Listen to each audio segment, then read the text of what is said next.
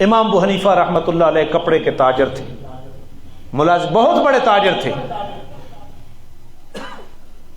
امام صاحب اپنے ملازموں کو کہہ گئے کہ اس تھان کے اندر عیب ہے، یہ نہیں بیچنا،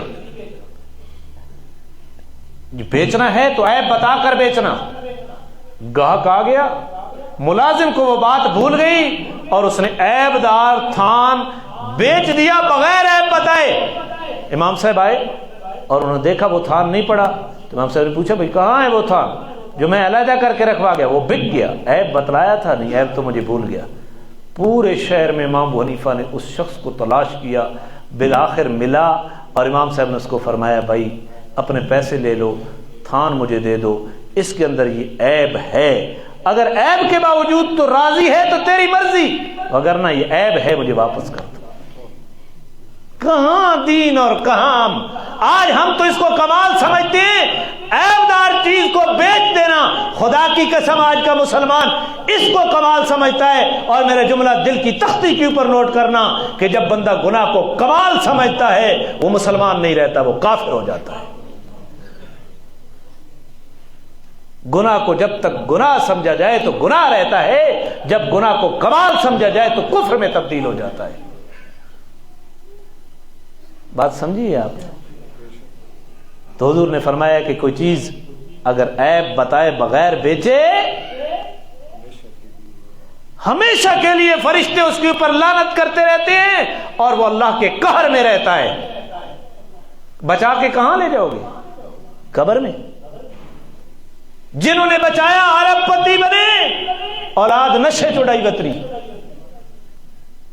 مجھے ایک آدمی بتا رہا تھا ایک نوجوان کے بارے میں، اس کے والد نے بہت بڑا مال چھوڑا، 5 وقت کا والد نمازی تھا، اولاد کی صحیح تربیت نہیں کی، اربوں روپے چھوڑ کے گیا، کروڑوں روپے چھوڑ کے گیا۔ بیٹے کا ٹیکسی کا بل 1 مہینے کا 87,000، ٹیکسی والے نے مجھے بتایا کہ اس کی سیر سپاٹے کے اوپر ٹیکسی کا بل 1 مہینے میں 87,000۔ کمایا کس نے؟ کس جتن کر کر کے اڑایا کس نے؟ حساب کس نے دینا ہے؟ کمانے والے نے۔ کہاں لے جاؤ گے؟ میں یہ نہیں کہتا کہ اپنی اولاد کو بھوکا چھوڑ کے جاؤ، اپنی اولاد کو مالدار چھوڑ کے جانا یہ بھی نیکی ہے، لیکن کسی کا حق مار کر نہیں، حق مار کر نہیں۔ من غزی بالحرام فقد حرم اللہ علیہ الجنہ، یہ حدیث تو آپ کو یاد ہونی چاہیے کہ جس جسم کو حرام کی غذا دی گئی اللہ نے اس جسم کے اوپر جنت کو کیا کر دیا؟ حرام کر دیا۔ دنیا ہی میں عذاب آئے گا حرام کا، اولاد نافرمان ہوگی، اولاد جوتے مارے گی۔ دنیا میں نہ آئے گا تو آخرت تو ہے ہی ہے۔ آج توبہ کر لو اور یاد رکھو اللہ کا حق ضائع کیا ہے تو اللہ سے معافی مانگے گا، معاف کر دے گا۔ حدیث میں آتا ہے جو بندوں کے حق ضائع کرے گا اللہ اس وقت تک معاف نہیں کریں گے جب تک کہ بندوں کے حقوق ضائع جو کیے ان کو ادا نہ کرے۔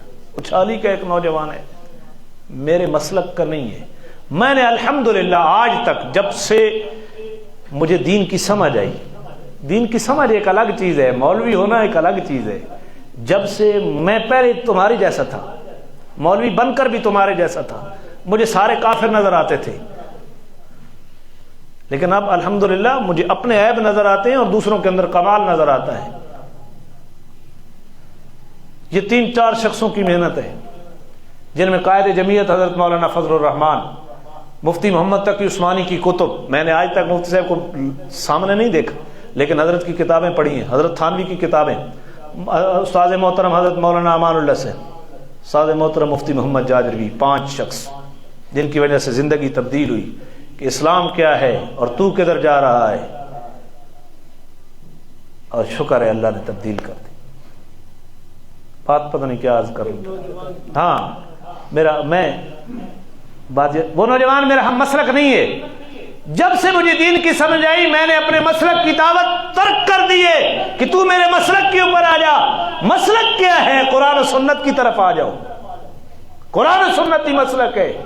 اپنے آپ کو دیوبندی کہو، لوگوں کی زمینوں کے اوپر قبضے کرو، خدا کی قسم دیوبندیت نہیں بچا سکتی، جہنم میں جاؤ گے۔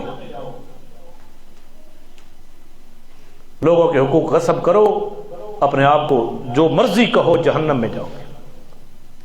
اس نوجوان نے کہا استاد جی میں ٹرک ڈرائیور ہوں، میں نے مالکوں کا بڑا ڈیزل بیچا ہے، اب میرے لیے معافی کی کوئی صورت؟ بالکل نوجوان ہے۔ میں نے کہا صورت تو ہے، صورت یہ ہے کہ اللہ سے معافی سے فقط کام نہیں چلے گا، جتنا جن کے پیسے ضائع کیے ہیں، جتنا مال چوری کیا ہے وہ واپس کرنا پڑے گا۔ اس نے کہا میں کروں گا۔ تو میں نے اس سے دوسری ملاقات میں پوچھا بھائی تجھے یہ خیال کس طرح ہے؟ اس نے کہا ہم پتہ نہیں باپ کو یا ماں کو عمرے یا حج کے لیے بھیج رہے ہیں، ہم اتنے بھائی ہیں، ہم نے بھائیوں نے مشورہ کیا کہ بھئی اتنے پیسے تو ڈال، برابر برابر ڈالتے ہیں اور ماں باپ کو حج اور عمرہ کے لیے بھیجتے ہیں۔ حج تھا یا عمرہ؟ تو میرے حصے میں 70,000 روپے آیا، تو میں نے تو دماغ میں سوچا جب اللہ ہدایت کے فیصلے آ جائے کہ میرے پاس تو کمائی حرام کی ہے، میں بھیج کہاں رہا ہوں ماں باپ کو؟ دماغ کھٹکا واپس۔ اور پھر تیسری ملاقات میں وہ کہتا ہے کہ مجھے ساری برادری کہتے تو پاگل ہو گیا ہے، پاگل ہو گیا ہے، تو مانگے گا لوگوں سے، بھیک مانگے گا۔ اس نے کہا میں نے ساری بات، پھر میں نے اس کو ترتیب بتلائی، جہاں جہاں جس مالک کا اس نے ڈیزل چوری کیا تھا، میں نے کہا او اندازہ لگا زیادہ کر، اس نے لگایا، ہر دفتر میں وہ واپس کر کے آیا، کسی نے واپس لے لیے شکریہ کے ساتھ، اور کسی نے کہا کہ ہم نہیں لیتے، ہم نے تجھے معاف کر دی۔ سب واپس کر گئے اور وہ ڈرائیوری چھوڑ دی۔ ابھی چھوڑی تھی، اللہ نے ایسی جگہ پہ ملازمت دی ہے، اب حلال کی کر رہا ہے، حلال کی کر رہا ہے، بڑا خوش ہے۔ ہمیں ایک بیٹا حفظ کے لیے بھی دے دیا ہے، ایک بیٹا ہمیں حفظ کے لیے بھی، تو یاد رکھو جن کے لیے ہیں واپس کرنے پڑیں گے۔ اور یاد رکھو یہ جو محکموں کی چوری ہے یہ مال غنیمت ہے، یہ قوم کا مال ہے، کہاں جاؤ، کہاں جاؤ گے، کہاں جاؤ گے؟ خدا کی قسم آگے جہنم ہے، جہنم ہے، جہنم ہے۔ دنیا میں اللہ کسی کا محتاج نہ کرے، بس یہ کمال ہے، کسی کا محتاج نہ کرے، یہ کمال ہے۔ اللہ تعالیٰ میں مسلمان بننے کی توفیق عطا فرمائے۔ تو ایک منٹ جو ہمارے پاس ہے وہ قیمتی ہے، پھر میں وہ آیت پڑھ دیتا ہوں جو اتنا مضمون میں نے، جب پیچھے بیچارے آئے نا، ایک دن میں وہ پیج چیک کر رہا تھا، پیج کے ایڈمن تو یہ ہے نا، تو ایک کمنٹ آیا ہوا تھا نیچے، یہ مولانا آپ بیچارے بولتے ہیں، بیچارے کن کو کہتے ہیں؟ اب میں بتا دیتا ہوں، یہ جو بعد میں آتے ہیں ان کو میں بیچارے بولتا ہوں، جنہیں جانے کی جلدی ہوتی ہے، آتے لیٹ ہیں اور جانا جلدی جانا چاہتے ہیں۔ مجھے بھی آپ سے کوئی غرض نہیں ہے کہ آپ کو میں جلدی گھر